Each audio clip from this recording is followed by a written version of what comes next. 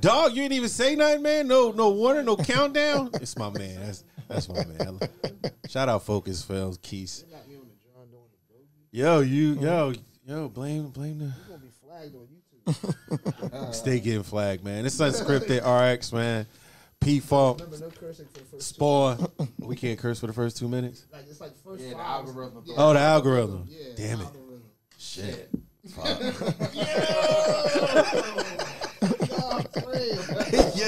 we gonna start it out? We ain't been here 2 months. You're right, man. You're right. Happy New Year. Happy New Year. Happy New Year, everybody, New Year. man. It's You like know. February. Yes. Yeah. Happy New Year. Yo, y'all really on some ghetto hood. Listen, man, it's always a Happy New Year if I ain't see you till February. Exactly. Right. Yo, listen. If I If ain't see you till June, man, I'm gonna hit you with a Happy New Year. I'm not gonna lie. Yeah, It's gonna yeah, sound yeah. strange. Happy New Year, brother. You be like, Yeah. dog, it's June. Come on. Yeah. Yeah, I get it. Is the year new though? Yeah, but it's the year new. You Yes. know what Yo, I got Spawn, my man Nard, Focus Films, my man Keith, and we got a special guest in the house.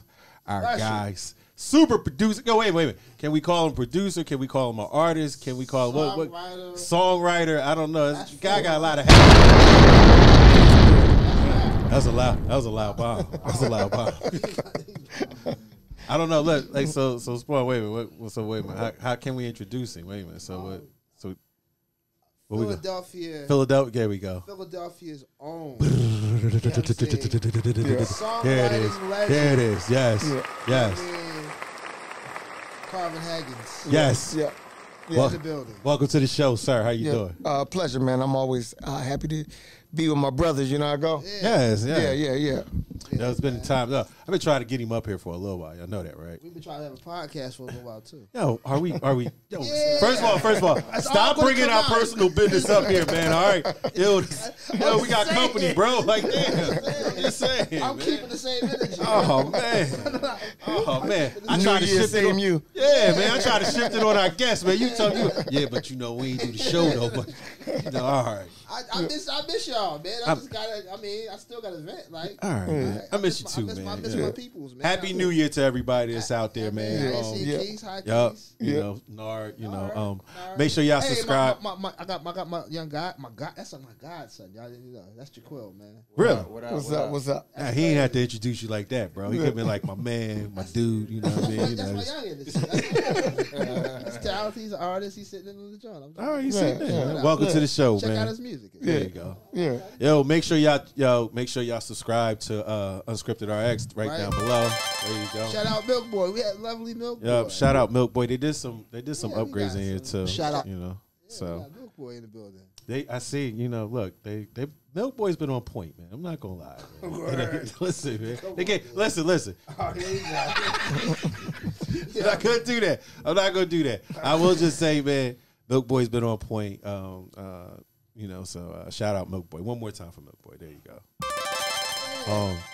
I gotta open up the show. Look, as y'all can see, my shirt, you know what I mean? De La Soul. Shout out my guy, you know, rest in peace. I don't really like doing rest in peace, you know, Jones, man, but this group right here, I'm not gonna lie, kind of like, you know, was a big part of my hip hop life. You know, I'm pretty sure it's been a big piece of y'all's too, man. Absolutely. That was a tough one, man.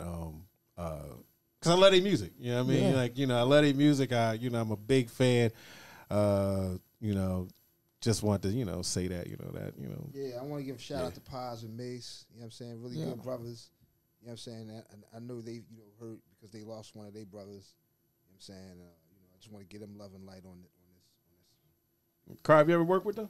No? Never worked with them, but definitely had the pleasure of meeting Paz and Mace and at Jazzy Jeff's playlist retreat. Okay. Shout out. And yeah, Shout out. Brothers was cool, but De La was the difference to hip hop at one time. You know what I mean? It's like when hip hop was hard and dark and heavy, De La came in with all the colors and I mean, Potholes in My Loan. It was just it's crazy because I was watching, you know, because now that, you know, Dave passed, you see a lot of like what they did for hip hop. Like, you know, like I didn't realize that at that time when they came out, hip hop was hard. It was dark. It was like, you know, and then here they come with the flower power. right. Yeah. You know what I mean? And with the colors and, you know, they ain't even dressed like hip hop cats. Nah. Like, you know, or the typical hip hop cat that was Stallions, that bright day. colored, Yeah. flowered shirts and Black Power and Black Power. it was just It was so different, and it really inspired people to kind of really be who they wanted to be. Yeah. You know what I'm saying? Like, it was very inspirational in that aspect. You know, and to top it off, if you wanted to grow up and be a rapper, they were extremely fucking powerful rappers. Like they were rappers. Yeah, they were rappers. They were MCs. No, lyrically they were. It's not a game. They are. Yeah. You know what I'm saying? Like, What would you rate them as MCs though? Oh, lyric wise. Oh, and what as a group they're in So my let's say they're in my top 5 hip hop groups of all time. definitely. Top 5. Like if you had to rate groups, if you had to rate your groups, definitely in the top 5.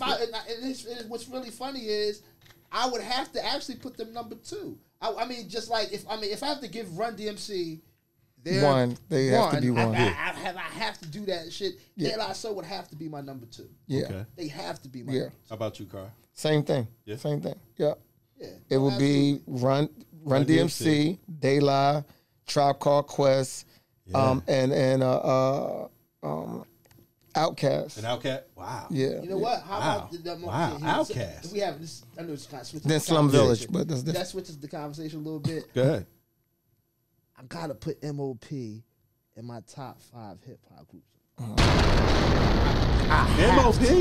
MOP was hard as hell. No, listen. MOP was hard as well. They have to go in my top. MOP. They're 4 or 5. They get one of those spots. They might even get a 3, but I'm gonna say 4 or 5. They gotta have one of those spots. That's like for me. I'm like, I don't know. It's different eras kind of make me think different. But you talk about all time groups. You talk about all time groups. It's different because it's like, I could say the Locks. I could say. Yeah, that's like I was gonna put. Say, I can. Now wait a minute. Do Wu-Tang? Do Wu-Tang count as like That's the deep space. That deep space not as heavy. That goes in my They fall in my 10. They don't fall in my 5. I love Wu. Okay. They don't fall like in my 5. I was gonna say the Locks. I was gonna say the Locks is in my top 5. You know what? It's kind of funny. This opens up a conversation. Okay. You know what I'm saying, but it's like it actually. Let me be honest. It actually hit me really heavy, kind of after my last weekend. Because last weekend I'm at the Grammys and I'm with hip hop. Yeah. In its full 50 years kind of. You know what I'm saying? Like I'm looking at it. You face I got a real good timeline in my face of hip hop and shit. You know what I'm saying? And it's funny because I know it's really hit me because like I got to see Paz. Right. Like at the hotel we chopping it up the night before. Right. Actually, it's funny because Fuji's, we can't forget them. Yeah, Fuji's got to go in there. So it's like being at that space and then getting to see this timeline of hip hop. I realized something.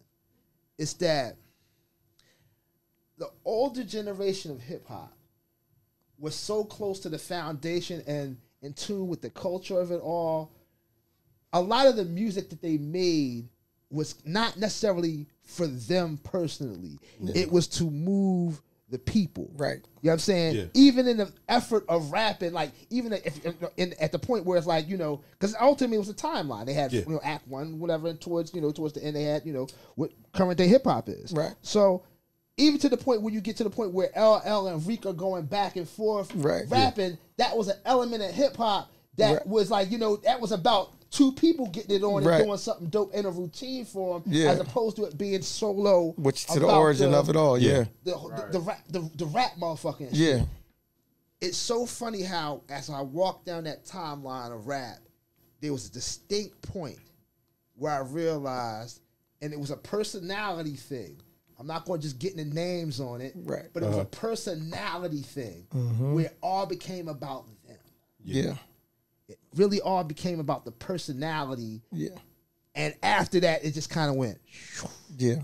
You felt it, though. You felt it when you watched the show. Yeah. And it was like, you know what I mean? And it wasn't I'm not going to say that's a bad thing. I'm not pointing it out as a bad thing. I'm just saying it is what it is. Right. You know what I'm saying? Right. And it really became so much about the individual artist instead of about the collective of motherfuckers trying to deal with this culture a certain way. Well, it's not too many groups out nowadays. Now. Well, if you partly besides the Migos, Migos, which I like.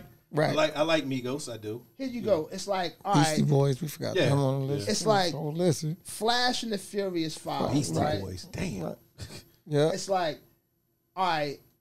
I hope I'm not really necessarily airing dirty laundry in this fashion, but it's like a divide happens between Flash, and it's all of hip hop because Jeff talks about it. Actually, he talks about it at a point in time where,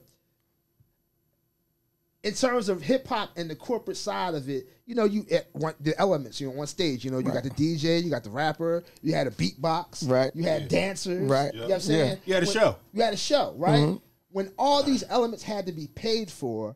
And it was like, all right, well, we can start losing shit. Well, we can get rid of the dancers because I can dance myself a little bit. Right. Yeah. So now we get, actually the beatbox goes first. We can get rid of the beatbox, keep the dancers. Then we get rid of the dancers and shit. Then it became like between the rapper and the DJ. And the rapper was the dude getting signed to the label, not the DJ. Right. And the rapper turned around and be like, well, I can get an instant replay to play my shit. I don't need the fucking DJ and shit. It really became about self and shit. And the music kind of went that way too. To where it kind of became about this individual and shit. You know what I'm saying?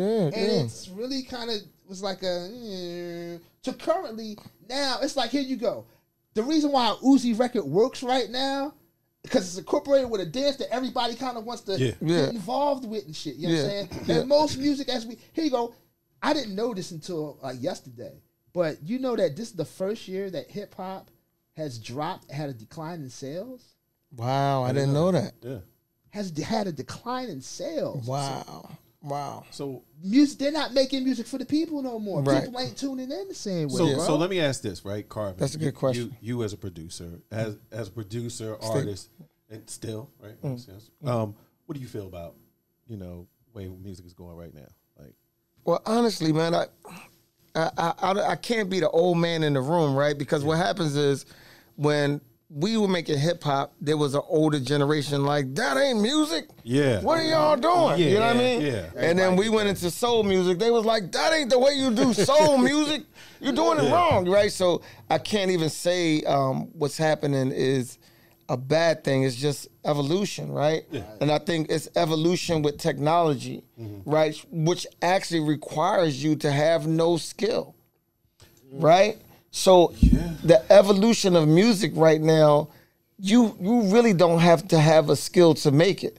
Like I just saw a new piece of technology where you can go do do do do do, and it'll play the keys. Those, right? Yeah. So you actually don't even know how to do that, right? And then you really don't have to know how to sing because auto-tune will make you a singer. So you don't have to do that. You don't have to know how to program drums or even play drums because there's drum loops. So you don't. What you're saying is maybe you just need to be a good programmer. Right now, it's in a minute AI is going to be able to do it all for you, right? So when you look at it from back then to now, you were forced to have a skill. Like you were forced to have a talent. You had to train yourself in that talent and then become great at it. So right now we're looking at an evolution of you just have to have the talent or train yourself in the talent of technology to utilize it the best way you can use it. So how do you not become, because I do agree with you.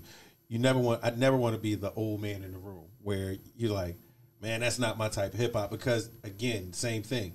When the music that I was listening to and the music that I recorded, people saying the same thing. Older guys like, man, this ain't it. All y'all talk about is guns and back blocks and all this other. But that's the shit that I like. Right. So how do you keep that fresh ear? Maybe I guess because I ask that to Lava all the time. I say, I always ask him. I say, is there an age limit to doing music? No, there's no age limit. Like you can age yourself. You can put yourself at a place where you're stuck and you can't get past it. But there is no age limit. But also, you just have to be aware and honest, right? Every new thing is going to be weird. Every new thing is going to be out of your circumference of music, right? Or even out of your range. And just because it's not for you, it doesn't mean it's not for them, right? So at some point, you can say, yeah, that's pork. I don't eat it, but they like it.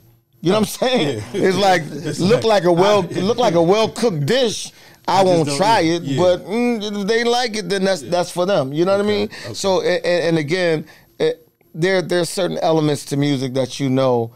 Even when you don't like the style of music, you can go, wow, that's a dope beat. That's a catchy hook. Like the melody is dope. Oh, I see why it works, right? Like you said with the Uzi Vert record, right? Yeah. I can see why it worked. And I can hear in my studio, there's quite a few young boys in there that's every time you turn around, they got the techno house beat that they don't even know is house music, right?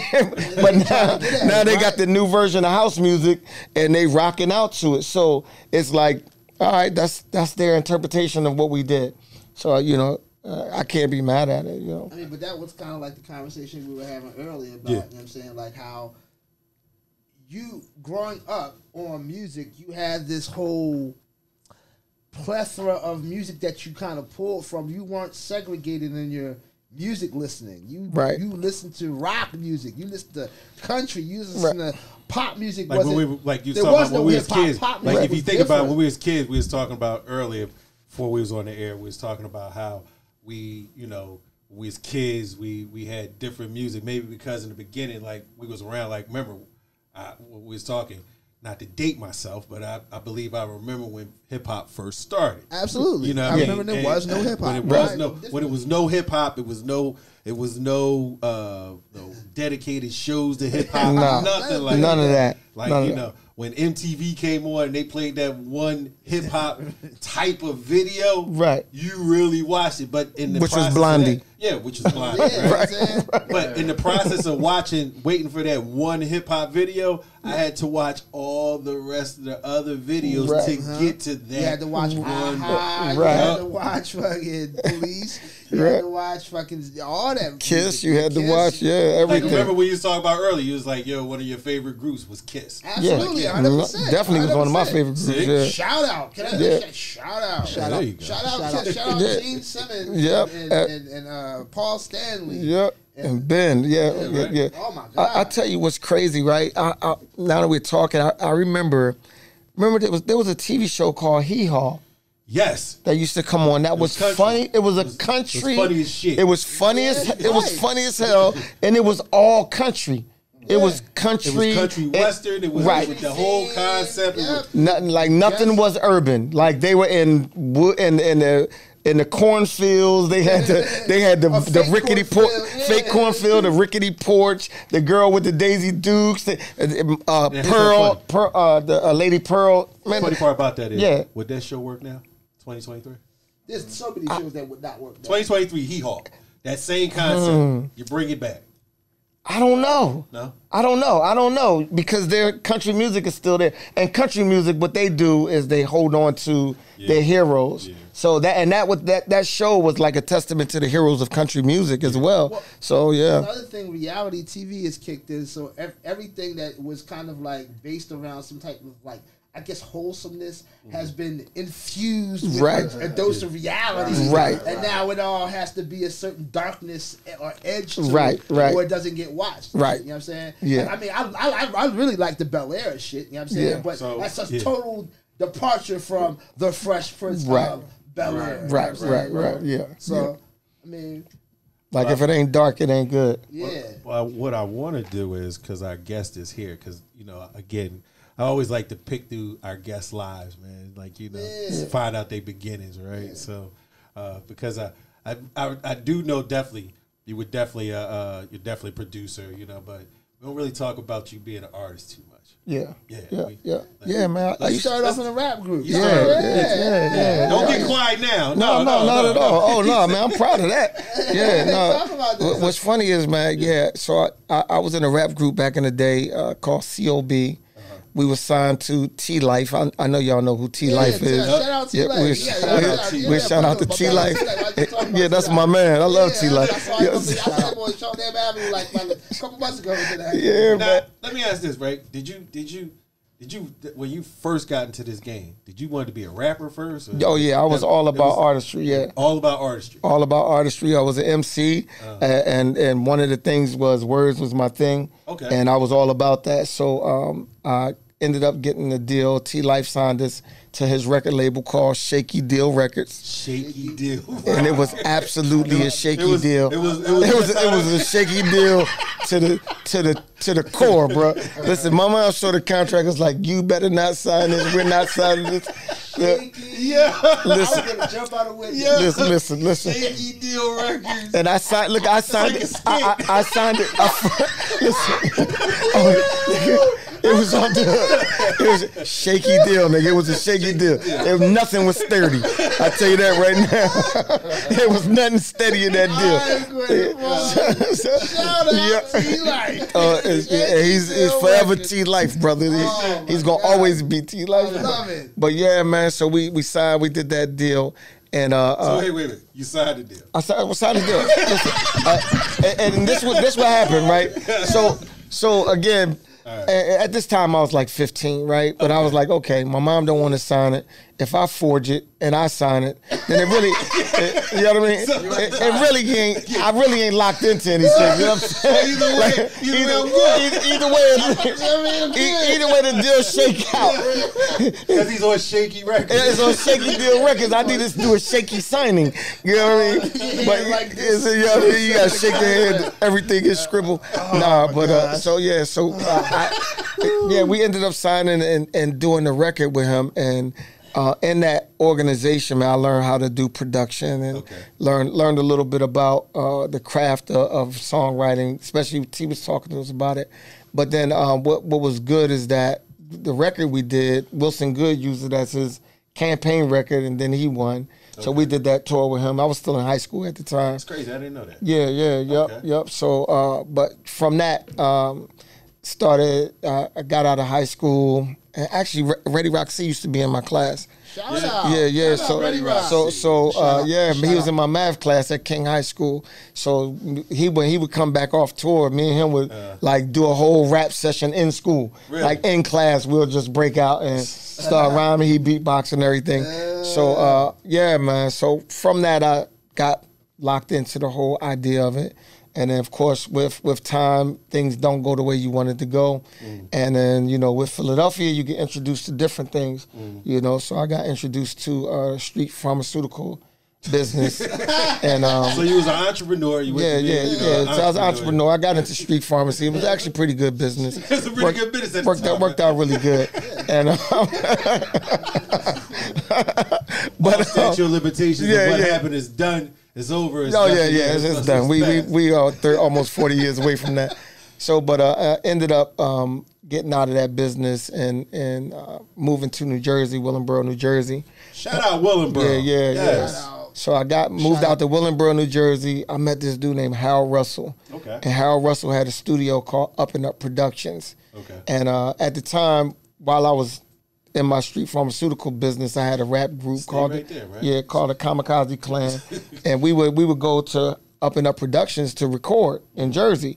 So once I stopped and changed my life a little bit, I went over to Up and Up Productions because the last time we were recording there, they had Harold had a sign in the window like they're looking for interns, and I'm like, all right, cool. So I went over and talked to him like, Harold, I would love to. How was that switch? Because I mean, you got to think about it, like you go from one business to another, because it's like one business is lucrative, the other one isn't. You decide to be an intern. It ain't even like you're like, all right, so I got a job and they're gonna hire me. No, you went to work for free. Well, the thing was, I was sitting on a little something, so it wasn't like I needed anything. Okay. But music is my love, so I'm like, let me come through and intern. And he was like, learn. I like that. So at first he was like, man, it's all done. I was like, Harold, listen, man, if you don't allow this to happen, I'm going to tell you what's going to happen.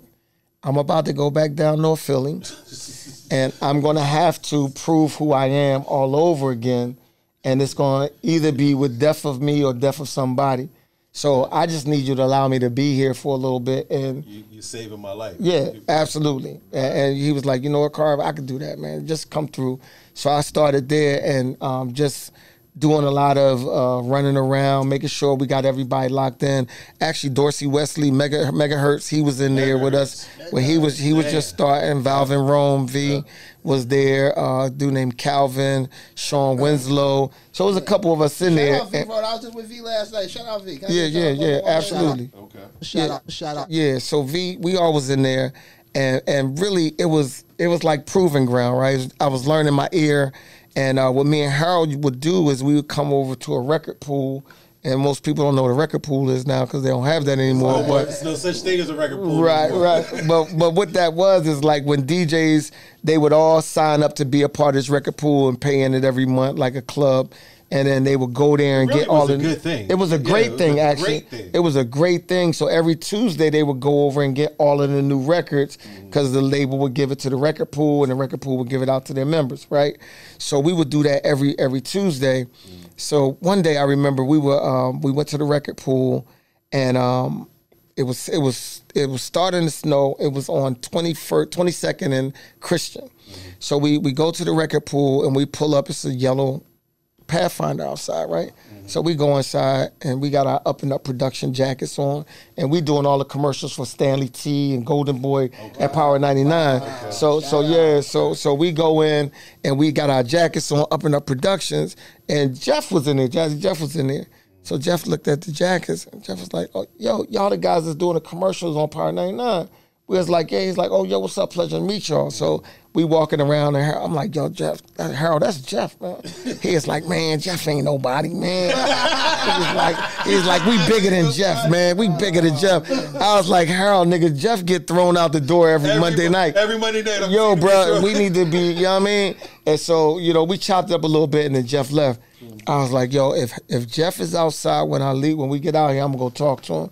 So we walked out, and Jeff was sitting in the Pathfinder, and it was on and everything, music blasting. So I went and knocked on the door. I'm like, "Yo, what's up, Jeff, man? Is there any way we can connect, whatever?" Jeff's like, "Yeah, I'm in the studio all the time, man. His Jeff's information." Always been a studio, right? Yeah. He's that guy. He's like, "Yeah, man, y'all can come by, boom, and gave the number." And when we walked away, I was like, "Wait, did he want us to come tonight?" Because it sounded like he was saying come now, but you know what I mean? But I let it go, whatever. But so after that, I would keep in touch with Jeff, checking in on him, whatever. And I was riding back and forth from Jersey to VA to Maryland. So every time I would go to Maryland, I'd stop by Jeff's and holler at him for a minute. So when I came back, we had just did like maybe 15 commercials for Power 99.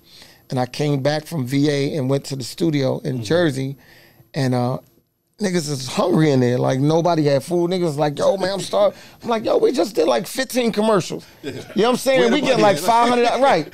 And I'm like, at least pay the boys that's doing the work. Yeah. And at that point, I was like, I need to leave because I'm all about fair, right? And like certain things start rubbing me the wrong way. Okay. And then I turn into a different monster, and I don't like to be that monster.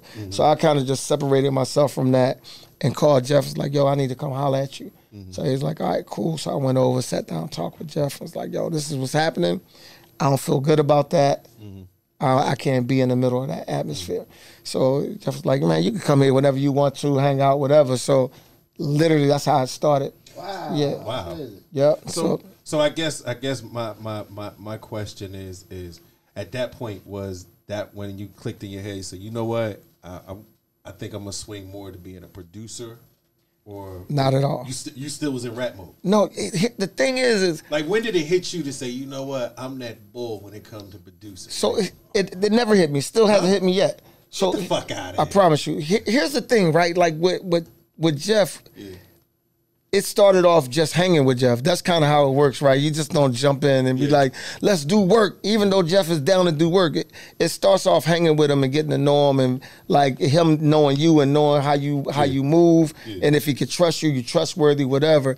But at a certain point, Jeff was like, "Yo, I'm about to start my company up all over again," because Vic and James had left, and A Touch of Jazz was existing, and Vic was a co-founder of it, but Vic left and James left. They went work with Kenny Gamble, and most of the other producers left. So Jeff was kind of left with the studio and the company, but nobody to fill it.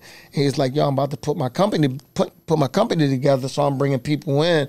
or whatever. So I had the opportunity to sit when Keith came in, and I met Keith with Jeff, and was like, yo, Keith seemed like a good dude. And then I met Vidal through it with Keith and Jeff, and they're like, yo, they good dudes. So we ended up, Jeff had a round table. It was like 15 of us, right? So each of us brought somebody that we thought was creative. And, you know, we went around the round table, and everybody was talking about what they do. And, you know. This where y'all was down at the 444 building? This before we got down to the 444. This is like leaving Gladwin, going to Jeff's greenhouse in his house. You know what I mean? Yeah. Down at the pier. But, you know, we had this meeting, everybody sat around, and it was like, yeah, you know, I'm a singer, I'm a musician, and everybody's, you know, saying what they say. And when it came to me, I was like, yo, look, I never wrote a song before.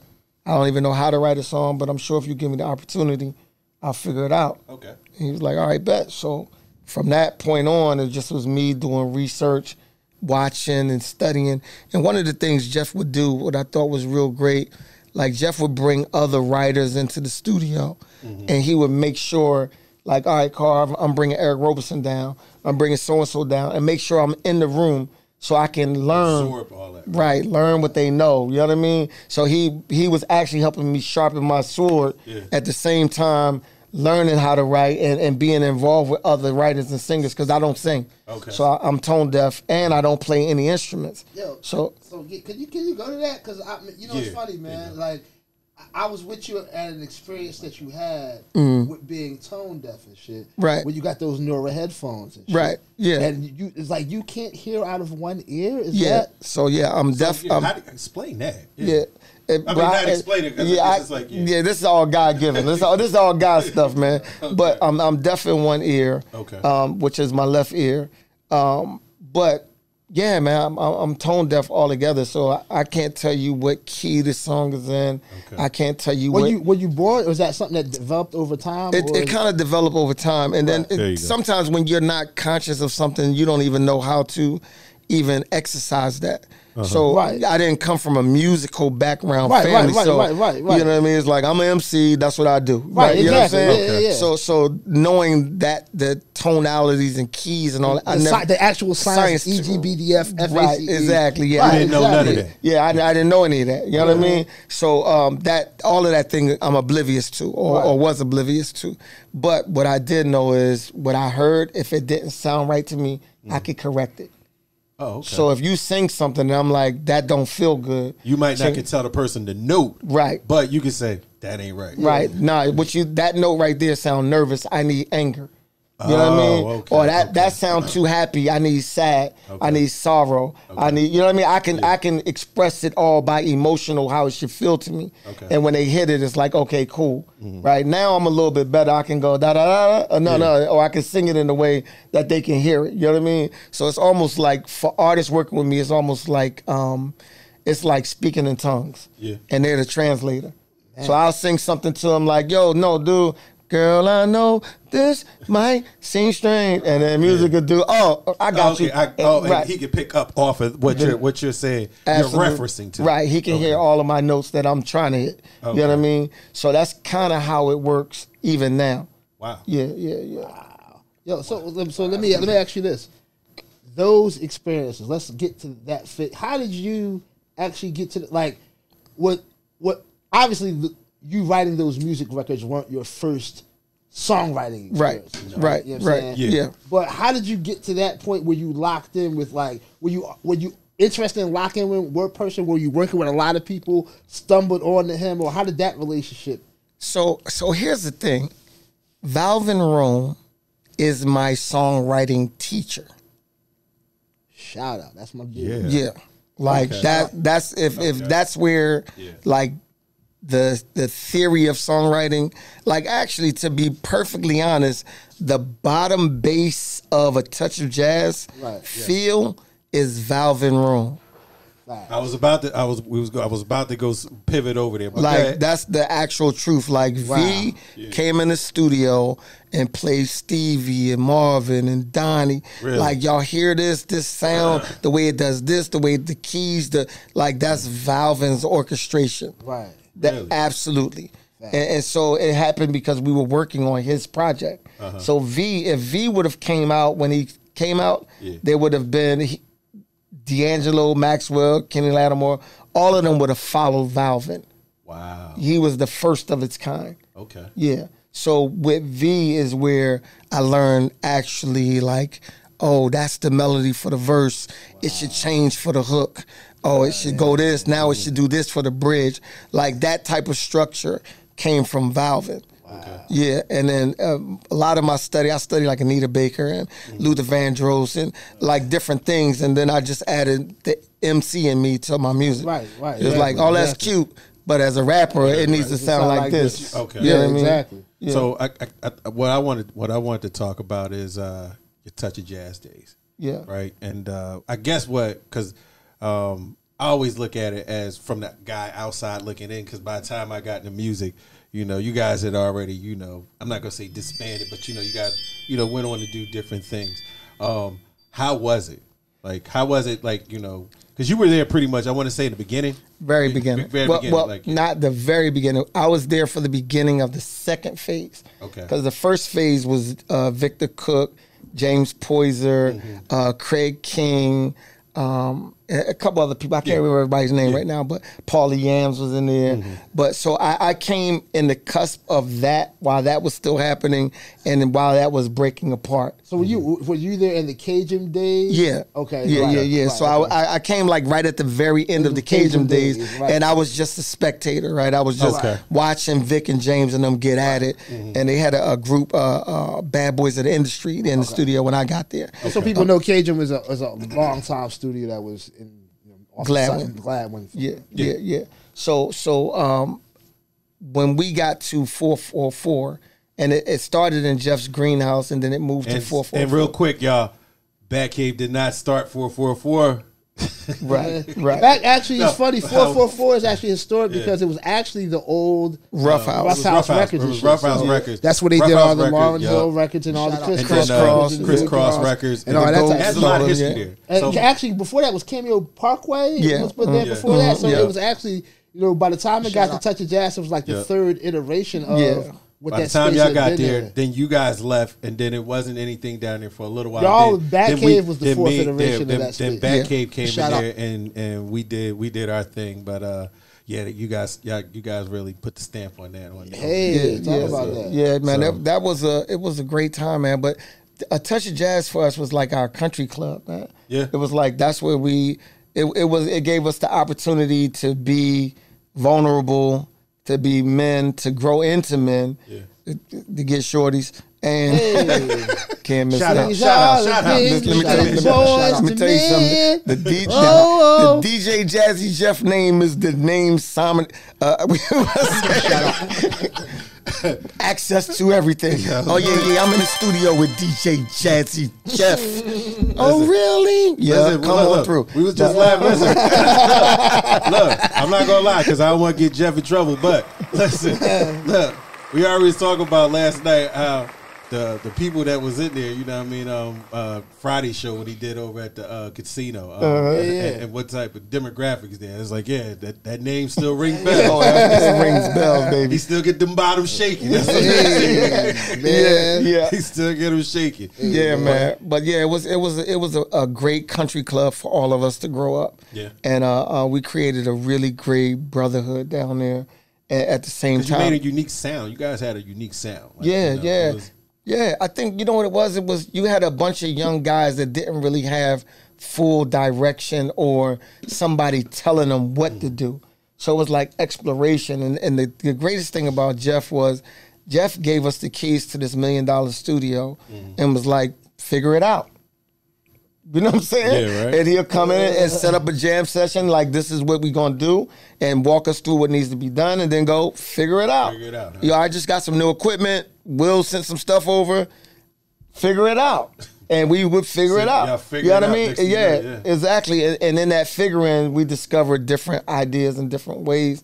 So for me, what I was doing was kind of different from what a Touch of Jazz was, because it's a touch of jazz. Yeah. So it's live musicianship and all of that. I was sample based. So I was like sampling loops, hip hop drums, and break beats, and like I need my soul to feel like when I go down North Philly, I need to be able to pull up and I'd be playing some soft Brian McKnight. Yeah, you know what I mean? Even though it's a winner, right? This is not me. Exactly. Brian McKnight, I can pull up on the shorties with Brian. I can't pull up on 8th and Indiana with Brian. You know what I mean? So I need to give him something. And then D'Angelo came, and it was like, see, I can pull up with this, but the drums still ain't as hard as I would want them to be. You know what I mean? Yeah. So when I went into creation, it was like, I need drums that's going to hit. So I just would sample things and make my drums hit, and then do the soul over top of it, do soul loops and chop them up, and then do the soul music, and then get the musicians to come and play it over. So I guess my next question for you would be, how did you figure out, like, so you're trying to figure out your way, you get down there, Jeff is opened up, so now you're in a team or a squad, right? So then at that point, when do you say, well, these guys are doing it this way, all right, so where am I going to fit in? Like, how'd you figure that part out? Because, again, you're saying they're doing live sample. I mean, they're doing live music, instruments, stuff like that. And way talented. They're way more talented than I am. And you sample ball. You sample ball all day. You want lyrics and stuff. So when did you say, how did you figure out that path through there? So what's funny, it's crazy that you asked that question, because it's one moment that changed all of that. Mm-hmm. So one day, Jeff pulled me aside. He was like, Carv, look, it's 6 of y'all down here. Y'all all do production. He was like, but you actually write. Mm-hmm. Granted, my tracks was not as hot as everybody else's track. I might stumble on a good one every one out of 50. You know what I'm saying? I might give you a strong 1 out of 50. That one joint be all right. Yeah, that joint be all right. We can rest on that. But the way they was cutting through, it was like, And Jeff was like, yo, Carv, listen, man, it's 6 of y'all down here. 5 people make music. Mm-hmm. You can write on all of their music and make your own music. He's like, and he says something that I just heard in the song, which is crazy. He's like, it's better to have 10% of something than 100% of nothing. Yeah, that makes and I sense. was like, you're right. I'm not the crash and burn learn. Yeah. I'm not the one that I'm not the one that got to fall on my face. Nah. If you're giving me wisdom and it translates in my brain as wisdom, then it's processed and I'm using it. So after that point, it was like I stopped focusing heavy on production and just started getting my pen together. Okay. And that happened again along with Valvin teaching and me saying, I like the way he's singing that, but I wouldn't have used a long note. I would have put words there. You know what I mean? So, because some singers will sing a song and be like, and you are my love. And I'll be like, and you are my love, and I feel that we can be, right? So I'm like, we can fill that space up and say something, right? I'm an MC. Yeah. I'm losing 8 bars. It's like, you know what I'm saying? You ad-libbing exactly, right. Okay. Right. So I'm losing 8 bars. I got to make it up somewhere. And instead of losing it through long, elongated notes, let's tell the story. So I was more wordy with my songs, and that Jeff was the reason why. But yeah.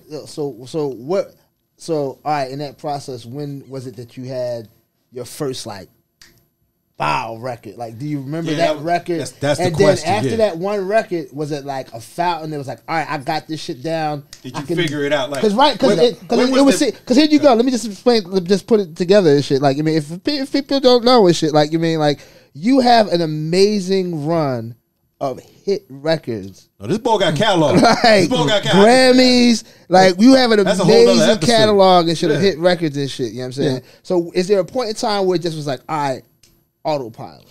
All right, so yeah, it happened later, right? So it didn't happen off the first one? No, it didn't happen off the first, because the first record I did, it was on Valvin's record, right? And when I wrote it, V was like, yo, Carv, this song is crazy. And he recorded it and everybody received the record. And I was like, okay, cool. Now I got to figure out how I did that. You know what I'm saying? Right? So it's like, right. Like, so you did, it's like, oh, this is a hit? Right. Exactly. Because it was like, all right, how did I discover where it was going? Yeah. And so I tried again. And the funny thing is, Bilal's first time recording in the studio was with me. Okay. Wow. Ryan Toby, Shout out. first time in the recording studio was with me, That was and hard. actually both of them would have been Music Soul Child if we would have continued, right? Oh, wow. Yeah, Okay. yeah. And Yeah, then yeah, this girl named Tia Mintz, who is an extraordinary artist as well. But Tia was the first time when I wrote a record, she sang it, and here's what's crazy. So I'm in the studio, basically.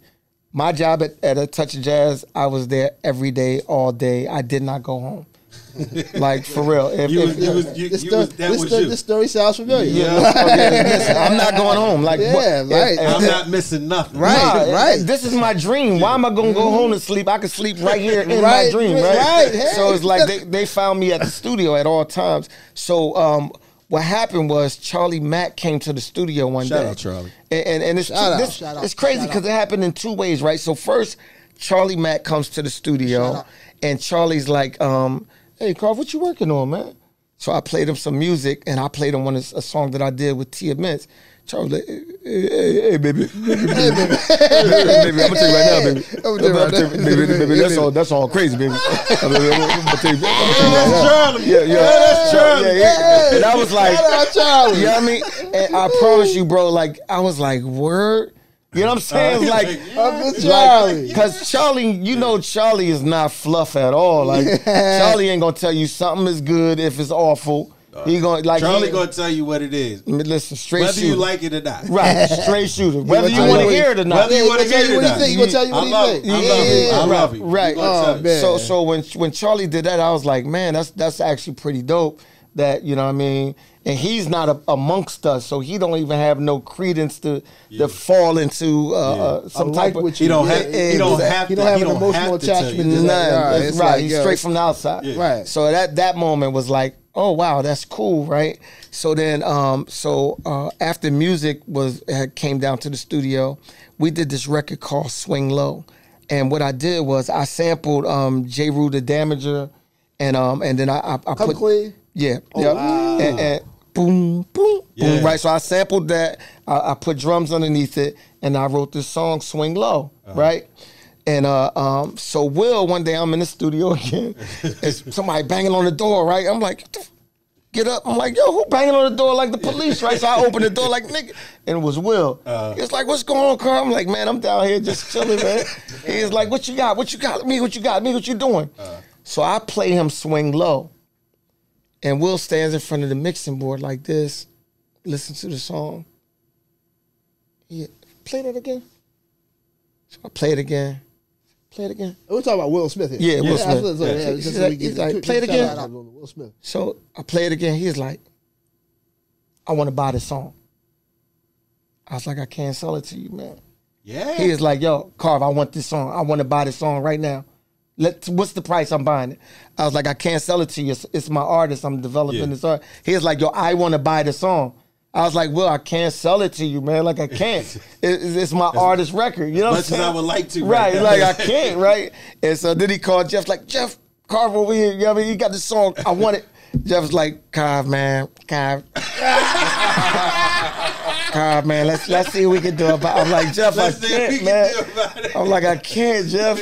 And so finally, we ended up selling. I talked to Music, and Music was like, yeah, you can sell it to him. But that moment, that was those two confirmations was like, okay, I'm on to something. Right. And I know exactly what I'm doing. You figured out your recipe. And I'll tell you how I figured it out. So while everybody was being as creative as they were at A Touch of Jazz, I was like, finding my footing, Jeff like be involved with everything.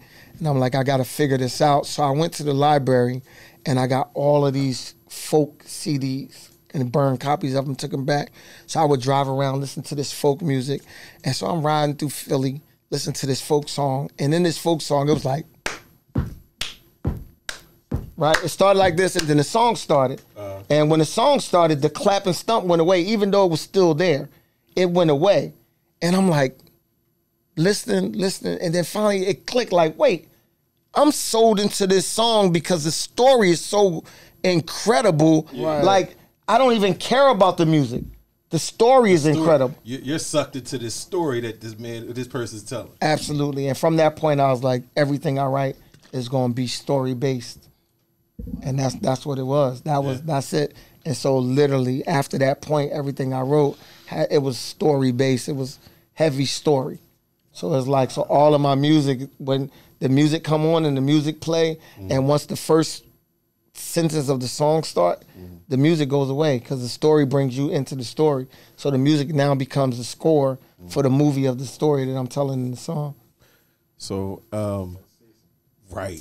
Yeah, so I want to talk about, we talked about, because we could be here forever going through your life. Or your at least your discography. You know? Right. We'll be here for hours. He'd be like, yo, I told you, Funk, I had some shit to do. But what I want to talk about, so at that point, right, you know, you figured it out. You knew what you kind of figured out your sound. When did it become like Dre and Vidal? Like let's go to that. No, Dre and Vidal they was already there. Like here's the thing, man. We all were figuring it out. Okay. Yeah, you and Ivan were part of the same rap group. Is that what? So we formed a group in the process of A Touch of Jazz. There was a rap group called Oval Office. Really? So yeah. So the Double O Oval Office, which was me, Ivan, Darren.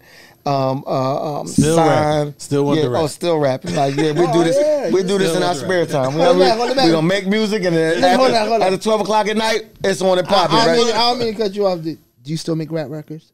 Every once in a while, yeah. You still feel it? Every once in a while. Every once in a while, yeah. You're like, yo, I got something. Yeah, absolutely. Yeah, I got something to talk about. I was just saying, I make like one a year just to, you know what I mean, just to keep my shit. Not to swing off, but real, like I will say, so to this day, you still feel like no matter all the accolades, all the things that you've done, the records you've made, the people you've been around, you still feel real in your heart right now. Say, no, I'm still an MC. Oh, absolutely. I mean, let's put it this way, right? Yeah. So if you listen to Music Soul Child record, L is Gone. Yeah. That's my rap. That's a rap. That's my rap song. Yeah. But we were introduced by your girl Ruth. I knew that you got down, skin caramel complexion, lips chocolate brown. I'm wondering now, would you get huff with me and let me stuff your Philly blunt with this black Cincy? Most definitely we can continuously get high off the clouds that watch the city. Yeah, that's my rap. That's your rap. Like, no, that's my rap. Yeah. Absolutely, yeah. No. So, hey, listen, because my partner over there, every once in a while, he says, he'll say, hey, Funk, man, so I've been in the studio. I said, you been rapping again, huh? Yeah. You can't let that go. You can't let it go. No. You choose a different position, but that love is there. Yeah. I think if I released a rap album right now, I'd probably be canceled because I'm going to be talking about. Yeah, I'm going to be. I mean, you're a different type of MC. Yeah, I'm a different type of MC. Yeah, I'm a different type of MC. But yeah. So, so look, because I know we ain't got a lot of time. I do want to talk about what you're doing now. Yeah. So it seems to me, because again, always shout out to my man Ab Lava.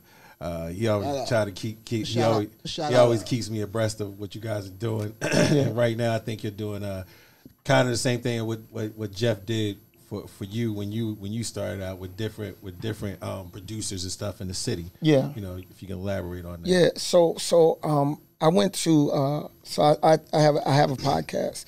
So I went to Atlanta. Shout out your podcast. What's your podcast? CGH Thought. Okay. So I went down there with Ebony LaVaughn. We drove down there and we interviewed a couple people.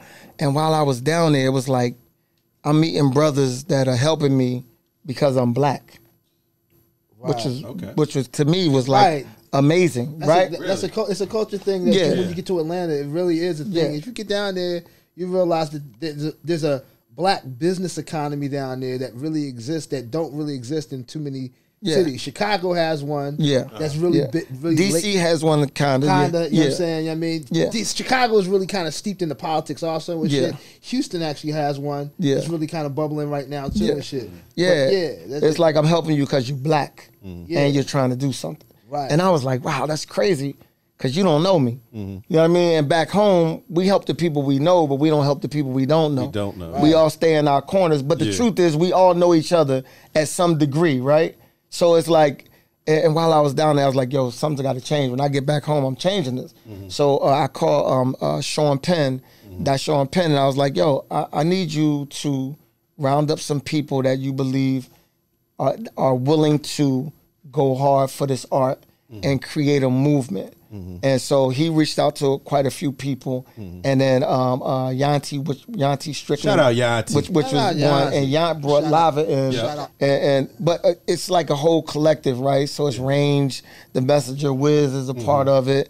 I know my brother Ness has been. Ness. Shout out Wiz Gam. Wiz Gam is part of it. Shout out my brother Ness. Shout out Ness. Working on dying. Working on dying. Because I know it's a collective. It's a lot. I don't want you to have to. It's a whole lot of us. Run everybody. It's everybody. But I thought it was really decent that the fact that it's like what, instead of, because I do feel like in this city, I only can talk about my city, but like you said, it's like we kind of all know each other, but yet it's like I don't know if I want to help this person, and it's like my theory always was I never had a problem helping with nobody. If you ask me, and if I could do it, I'll help you. Yeah. You know what I mean? Well, you know what? Philadelphia, in terms of like music, and maybe every city has this problem. Here you go. Philadelphia, in terms of business, has always been in a weird space because there's never been a place in Philadelphia that you can actually get like a record loan.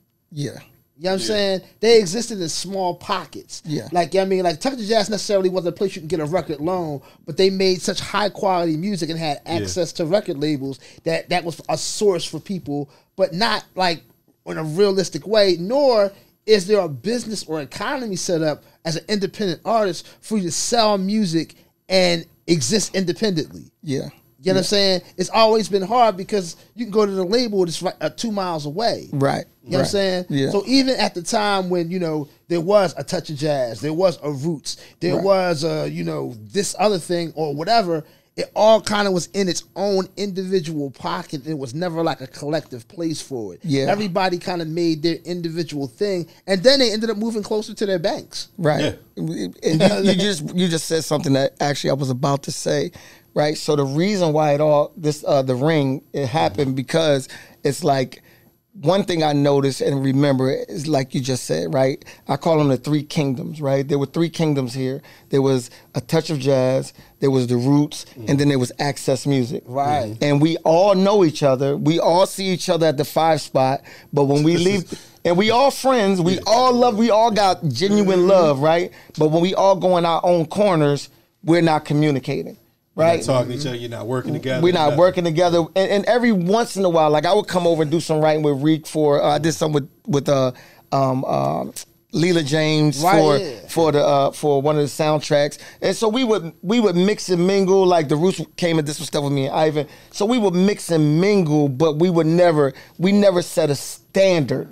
Like this is what's going to happen when it comes to the city. We're gonna move it around every building.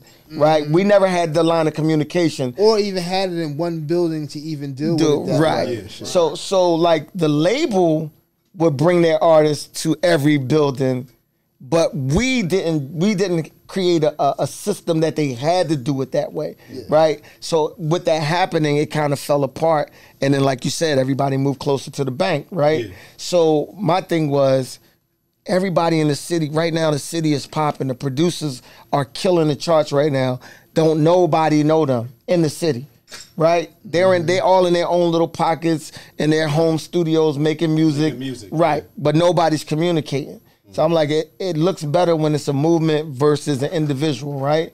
Right, one man can stand alone, but a movement can move mountains, right? Correct. So it's like, how about we just come together and at least make sure we all are in communication, because there is a talent that each of us has that every one of us need, right?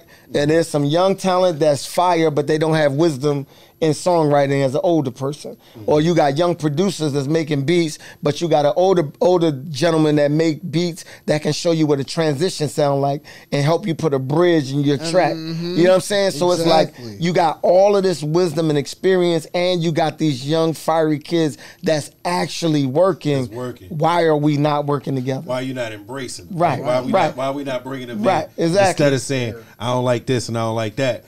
let me see what you're working on. Maybe Right. I'm not understanding Right. what you're doing. And that's maybe a lot of the maybe problem. I need to sit down and watch you, and then I say, oh, Right. I get it. Or the reason why I don't like is because I haven't given you the education to actually move it from there to here. Okay. Right? You might be doing something that's going to last for the next 3 months, and I can actually show you how to make that last for the next 30 years. Nice. Right. We're last generation. I was just having this conversation yesterday at Jeff with V and Yamin. We're the last generation of when they took music out of schools. Right. So fundamentally, you know what I'm saying, our generation still, like, you know, I'm kind of the last one that got EGBDF and FACE in music and had to take an instrument and shit. You know what I'm saying? When they phased it out of school and like hip hop really began, those people who made music out of samples, they were sampling records that actually used EGBDF and FACE, real music, real structures and shit like that.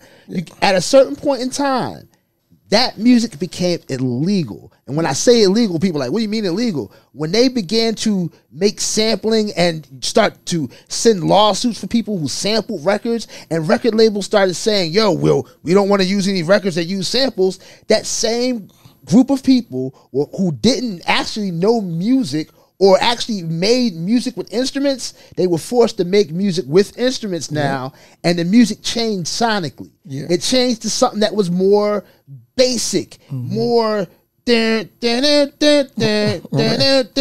I'm saying Swiss beats-ish because that was an era of music that really was like, yo, at the record labels, yo, we don't want no samples and nothing. Right. And we still had to make music though. Yeah, so it dumbed it down slightly. It dumbed it down slightly. And and because of technology and access, it kept going that way. Right. To where the people who don't, like he said earlier, it's not people who are necessarily proficient in instruments that are like the top of the producer ranks. They're people who know the technology. And once the art now is knowing how to manipulate Fruity Loops. Yeah. Which is really dots and bars as opposed to notes. Right. It's more kind of algorithmic and by nature, or video game like in nature in making music than it is in knowing music and its fundamentals and the science of, you know, that aspect of it. So when you have that, and which is we're the last generation of, ultimately I appreciate the fact that you're building this bridge so they actually get those things, because you necessarily can't complain that the music is this, that, and other thing if they didn't know. Right. And we're the last people to get it. Yeah. You know what I'm saying? We were the last people that were actually allowed to get it. Right. And you know what I'm saying? Yeah. So I because I know Carvin about to tell us you got to get the hell out of here. So I will say this, right? I want to wrap it up by saying what's next? Well, glad you asked. So right now, the collective of The Ring, we just finished the movie. We scored a movie for Hallmark. Nice. And we Shout have out for that, we have an artist Kenya Vaughn, who's on 300. We have a couple of records on that. We're working on some stuff for One More. And, I mean, we're just being creative, man. But the goal is to get all of these people who are really serious about this in a position of power of music. And we're not just learning music. I'm teaching them the business, every aspect of where their money's supposed to come from. Like how to collect their money, who they need to talk to about their money. You know what I mean? So you're educating them all the way around. Right. Because it's a different thing. You know what I mean? It's like more hand claps for that. Yeah. That's a lengthy conversation that we, that we can actually have. Yeah. It's like I've I'm just disappointed in the fact that, as a resource, and music is our resource and entertainment is our resource, we still practice the same bad business ideas and the same principles that were handed down to us. But that's because the people in the past have gotten rich off of that. Unfortunately, and people are greedy. Absolutely, and people are. It's about greed, and it's about we can be breeding generations of millionaires and having economics dealt with a certain way if we just deal with our resource a certain way. So let's just leave it that simple. So that's called the devil what it is. So I just mean to tell you, I feel you. That's exactly why I'm educating people. Like, we're not playing. I'm not doing a slave catcher. Yeah. You know what I mean? I'm not grabbing an incredible artist and taking them over to the label so I can make money off of them like a slave catcher. Yeah. Like I'm gonna make money off of you. You gonna work the fields and plow the fields, and I'm gonna make money with the. No, I'm not. You have to cut this cycle. Yeah, we're not doing that. Stop pointing the finger it at other motherfuckers for doing this shit. Yeah. That's ridiculous. It's ridiculous, you know what I'm saying? And you know, it's like, you know, the certain motherfuckers who are the gatekeepers, they don't like to be pointed out for doing this shit, but they did this shit, right? And they still do this shit. They still doing so, it. You know, that's it's because like, they're still making whatever. money off of it. Of course. If anything, what absolutely. they're probably saying, well, why am I going to change this method up? Because if I change this method up, I might not be making that same money. The industry never wanted a smart artist. No. Here's what's crazy. How much money do you need? You understand what I'm saying? Like, I think it's not even about money at some point. At some point, once you get, and I feel like once you get to a certain point in life where you've bought everything, you win everywhere, I think at that point it's just power. There's certain control of here's power. what's crazy, right? That's how I really. Here's what's crazy. This is the crazy thing about power, right? So if I can make $1 million by making you broke, that actually takes away my power, right? Because if I can make $1 million and make you $1 million, and you make him $1 million, and he makes him $1 million, now we got 4 people in our circle that's making $1 million upward. That's power, right? Because now we got buying power to come together and say, hey, let's buy up this whole neighborhood and refurbish it, right? Like that's power. But we've been taught that we have to do it as an individual, right? Yeah, and which goes back to the circle of how the music in the city of Philadelphia existed. Right. They were taught to do it as individuals instead of as a collective, right? And that is one of the big. You know, it's funny. It's a that's a on whole deal soul conversation. Yeah. Absolutely. I ain't gonna go there. But that's what the ring is about. We're literally about let's educate.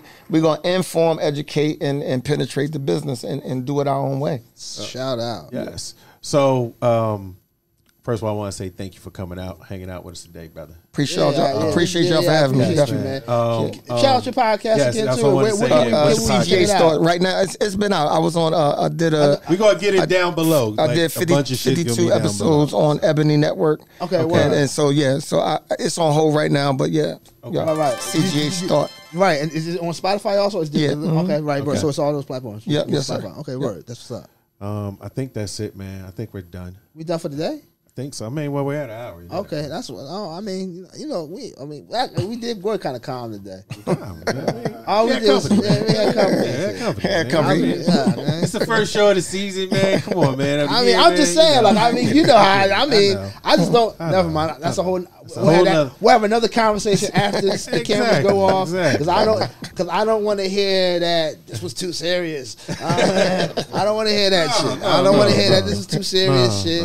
I want to fucking. He's talking about me, y'all know. Yeah. I don't want to hear that shit. I'll be, man. He'll be like, "Yo, man, you're just thinking too far." I'll be like, "I know." It happens. Anyway, hey, man, make sure y'all subscribe, man. UnScriptedRx is right down below. Hand claps on that one, man. Thank you, guys. Shout out Milk Boy. Shout out Milk Boy for putting up with us again this episode. Yeah. Shout out Focus Films. My man, look, he even upbeat today, man. He is, man. He all right, man. Keys to the He ain't that bad. Yo, I mean, he was hurt. Last week. The birds went down, so he was hurt. You know? Shout out to all these Eagle fans, man. I see that y'all was hurt, man. I'm not an Eagle fan. You know what I mean? Shout out the birds. You know what I mean?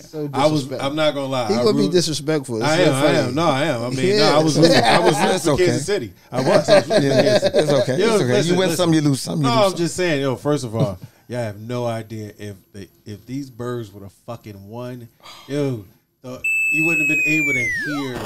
No, it'd have been a good time. Motherfuckers been partying and chilling and drinking. It worked the out. city would have been on fire. The crime rate would have went up for a different reason. Oh, yeah. Crime rate went up. Crime rate went up. Crime rate would have went up for different reasons. It would have been different, though. It wouldn't have been murders. It would have been more like burning buildings and cars flipped over and trash cans on fire. It was more like higher rates of domestic violence in South Philly and Fishtown.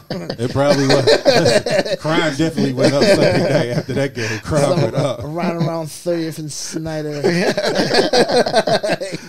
Anyway, Yo, make sure y'all tune in, man. We out of here, man. Spawn, Nard, Keys, P-Funk. Our special guest in the house here, Mr. Carvin Haggins. Yep. We're out of here, man. Yo, we're done, right? Bomb.